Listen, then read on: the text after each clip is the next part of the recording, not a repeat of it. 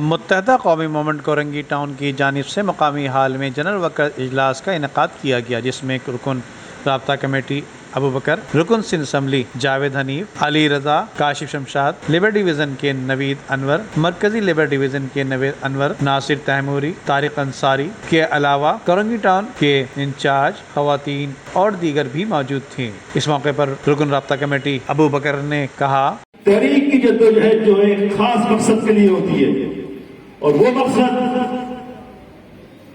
لیکن آج ہم ایک حد تک اس حد تک ضرور کامیاب ہو گئے ہیں کہ ہم نے اپنی شناخت بنوا لی ہے۔ اس کے لیے بڑی قربانیاں دی، بڑی جدوجہد ہوئی، بڑے لوگ مارے گئے، نوجوان بچے، 2 نسلیں، اپنی زمین کا ٹکڑا، ہمیں اپنا صوبہ چاہیے within the frame of Pakistan. ہماری جدوجہد کا نیکسٹ ہوتے، ہمارے کام کیسے ہوں گے؟ ہمارے ریسورسز اٹھا کے اسلام آباد لے جاتا ہے، ہمارے ریسورسز لے جائے کہ ہمارا اختیار اس صوبے کا، اس ملک کا جو نظام ہے اس نے ہم سے ہمارا اختیار چھین لیا ہے۔